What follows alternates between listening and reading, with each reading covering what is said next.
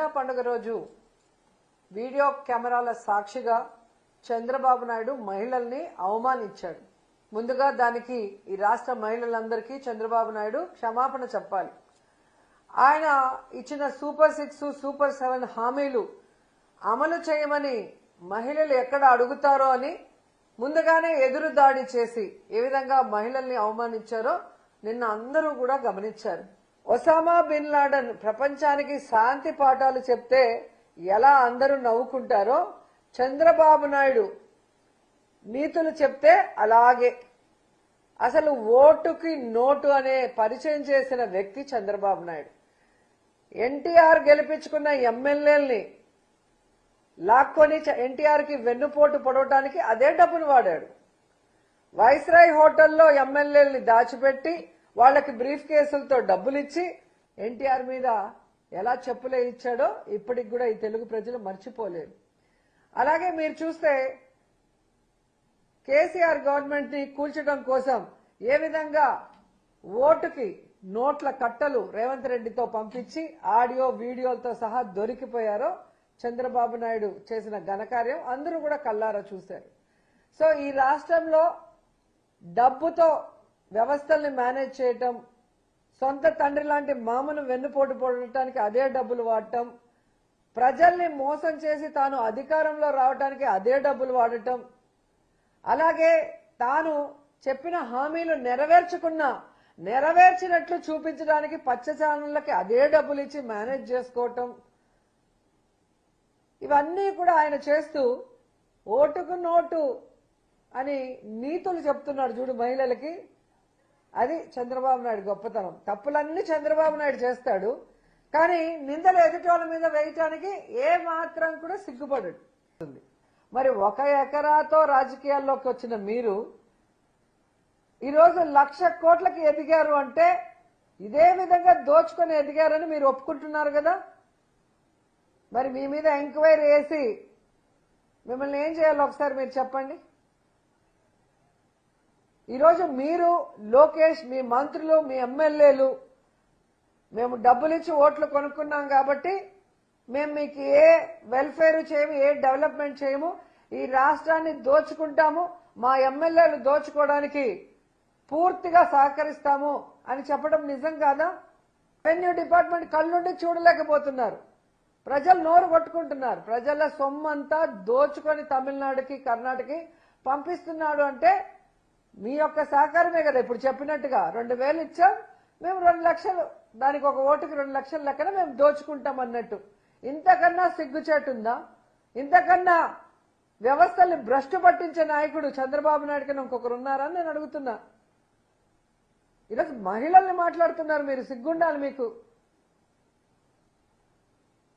ఎలక్షన్లప్పుడేమో అమ్మ, చెల్లి, తల్లి అని చెప్పి కాళ్ళు పట్టుకుంటారు, చేతులు పట్టుకుంటారు. ఓట్లు వేసిన తర్వాత అదే మహిళల్ని ఆగస్టు 15th రోజు పిలిచి మరీ అవమానించడం ఎంతవరకు సమంజసం? ఖచ్చితంగా చంద్రబాబు నాయుడు, ఆయన పార్టీ మొత్తం కూడా మహిళలకి క్షమాపణ చెప్పాలని కూడా డిమాండ్ చేస్తున్నాం. ఈరోజు మీరు చూస్తే చంద్రబాబు నాయుడు, లోకేష్, వాళ్ళ మంత్రులు, ఎమ్మెల్యేలు, పార్టీ నాయకులు ఇంతవరకు మేము డబ్బులు ఇవ్వకుండా ఎలక్షన్ చేశాం, 2029లో కూడా మేము ₹1 కూడా ఎలక్షన్ కి ఖర్చు పెట్టము అని చెప్పి ప్రమాణం చేయగలరా?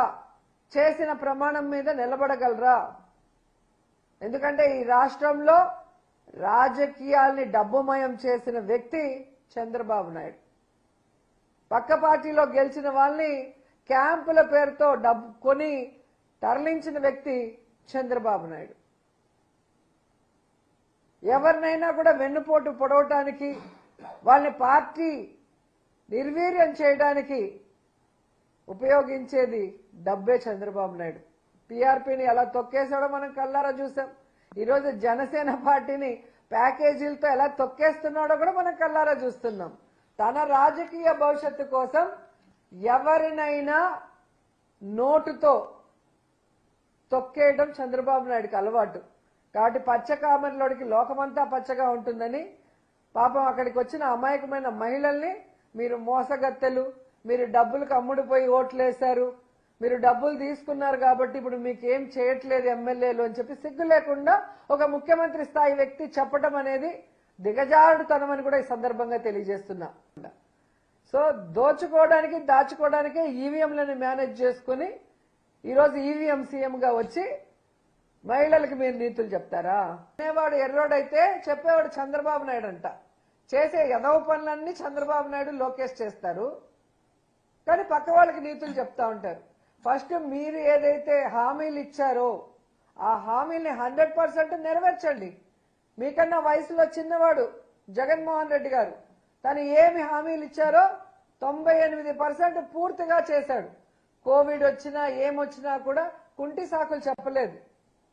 ఆ రోజేమో జగన్మోహన్ రెడ్డి గారు ఇచ్చే ప్రతి ఒక్కటి ఇస్తాను, అంతకు మించి ఇస్తాను అని చెప్పిన నువ్వు ఈరోజు ఇవ్వాలనుంది, కానీ బాధగా ఉంది, డబ్బులు లేవు. నువ్వు దిగిపోయే రోజు 100 కోట్లు కూడా లేవు జగన్మోహన్ రెడ్డి ముఖ్యమంత్రి అయిన రోజు. కానీ ఏ రోజు నెగటివ్ కామెంట్ జగన్ గారు చేయలా. సంపద సృష్టించాడు, తను ఇచ్చిన హామీలను నెరవేర్చడమే కాకుండా ఈ రాష్ట్రంలో అనేక అభివృద్ధి కార్యక్రమాలు చేశారు. కానీ మీరు దిగేటప్పటికి 1000 కోట్లు పెట్టారు. కానీ మీరు సిగ్గు లేకుండా బీదేడుపులు ఏడుస్తూ సంపద సృష్టిస్తానని అప్పులు సృష్టిస్తూ ఆ అప్పుల్ని కూడా ప్రజల వెల్ఫేర్ గాని డెవలప్మెంట్ కి వాడకుండా కేవలం మీరు దోచుకోవడానికి మీ కాంట్రాక్ట్లకు పనులు చేయకుండానే పంచి పెడుతున్న విషయం కూడా ఈ రాష్ట్ర ప్రజలందరూ కూడా చూస్తున్నారు. ఖచ్చితంగా రాబోయే లోకల్ బాడీ ఎలక్షన్స్ లో ఈ రాష్ట్రాన్ని దోచుకున్న విధంగాని, ప్రజల్ని మోసం చేసిన విధంగాని, ముఖ్యంగా మహిళల్ని అవమానించిన విధం, వాళ్ళకిచ్చిన ఏ వెల్ఫేర్ నెరవేర్చకపోవడం అనేది వాళ్ళందరూ గుర్తుపెట్టుకొని కూటమి ప్రభుత్వానికి చావు దెబ్బ ఇస్తారని కూడా ఈ సందర్భంగా హెచ్చరిస్తున్నారు.